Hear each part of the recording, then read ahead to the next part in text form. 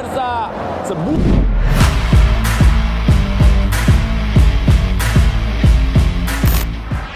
Pelatih Timnas Korea Selatan puji perkembangan sepak bola Indonesia.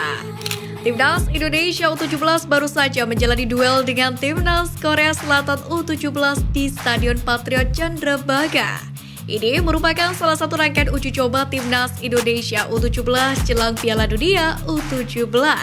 Di mana Garuda Asia sebelumnya juga sudah menjalani seleksi pemain sampai menjalani laga uji coba, di mana mereka sudah uji tanding dengan Barcelona Juvenil A pada 2 Agustus kemarin. Kemudian Kashima Antlers pada 5 Agustus dan Bali United pada 7 Agustus di Bali. Kemudian beruji coba melawan Persis Solo di Solo pada 12 Agustus 2023 dan Asiop di Jakarta. Melihat pertandingan tadi, Bima Sakti selaku pelatih Timnas Indonesia U17 pun antusias. Sebab ia tidak menutup mata bahwa Taeguk Warriors muda adalah lawan yang hebat dan berat. Yang pasti kami ingin lawan yang levelnya di atas kami. Yang kami tahu kan Korea Selatan salah satu finalis juga Piala Asia U17. Pas final lawan Jepang. Kami juga ingin lihatlah kemampuan pemain sendiri dari segi mental, dari segi fisik dan taktik yang selama ini kami latihan. Jelas Bima Sakti. Sementara itu pelatih Timnas U17 Korea Selatan Byung Sung Hwan sama sekali tidak meremehkan pasukan Bima Sakti. Meski secara kualitas Taeguk Warriors berada di atas Garuda Asia. Menurut saya faktanya memang Korea Selatan lebih bagus daripada Indonesia. Tetapi sepak bola bukan hanya soal peringkat FIFA atau level negara, namun soal bagaimana hasilnya nanti. Menurut saya pemain Indonesia memiliki kualitas individu dan potensial. Jelas pelatih Korea Selatan U17. Lebih dari itu ia juga memuji perkembangan sepak bola tanah air, apalagi setelah kedatangan Sintayong ke Indonesia. Saya tidak terlalu memperhatikan sepak bola Indonesia, tetapi saya tahu orang Indonesia amat beramah dan tertarik dengan sepak bola. Setelah Sintayong memimpin Timnas Indonesia, saya pikir sepak bola Indonesia menjadi lebih besar dan mengalami perkembangan performa, ujar pelatih Taeguk Warriors. Waktunya Sandy Walsh bersinar bersama Timnas Indonesia. Jelang FIFA Matchday September melawan Turkmenistan, PSSI telah merilis 24 nama untuk mengisi skuad Timnas Indonesia. Dari deretan nama tersebut, Sintayong memanggil 3 nama baru, yaitu Rian Kurnia dari Persib Bandung, Aji Kusuma dari Persija Jakarta, dan Wahyu Prasetyo dari PSIS Semarang.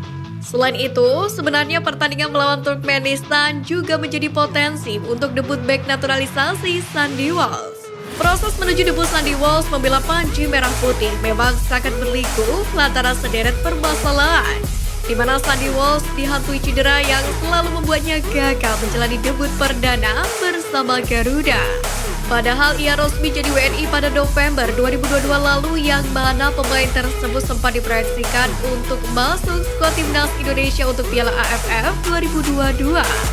Namun pemain yang sedang berkiprah di Liga Belgia ini tak bisa bergabung dalam uji coba karena proses naturalisasinya masih berjalan. Selain itu, Kevin Michelin juga tak melepasnya karena Piala AFF di luar dari kalender FIFA. Apalagi saat itu kompetisi di situasi kritis.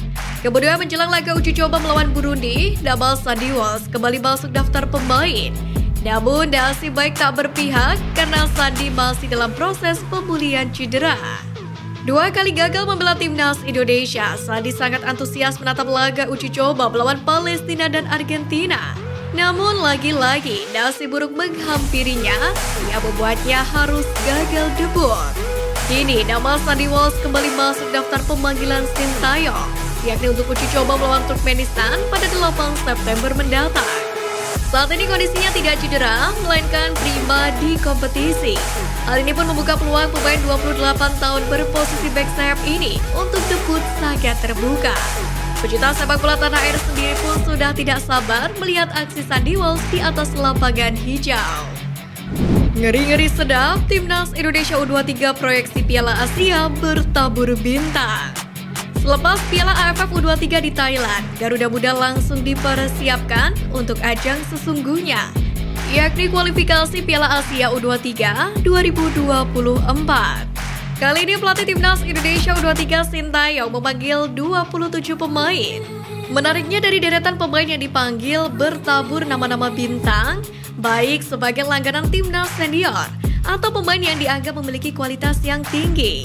Melihat daftar ini, netizen pun merasa optimis. Para warganet bahkan membandingkan tim Garuda Muda lebih mentereng dan bisa menyaingi skuad senior.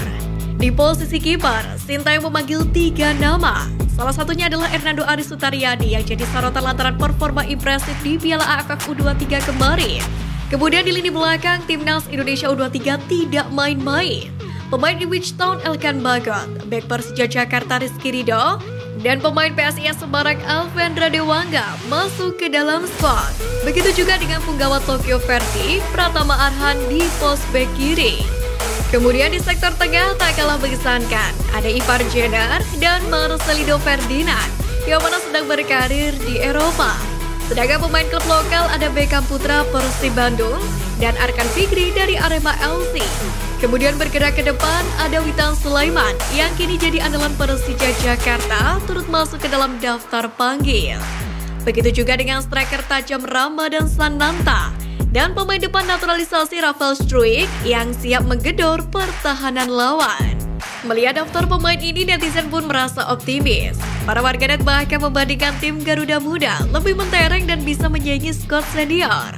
Kali ini Sintayong memang benar-benar dibebani target oleh PSSI, di mana pelatih 52 tahun tersebut dituntut untuk bisa membawa timnas Indonesia U23 lolos ke Piala Asia U23 2024 di Qatar. Selain itu, Sintayong juga menatap peluang tampil di Olimpiade Paris 2024, yakni jika mampu finish minimal sebagai tim ketiga terbaik.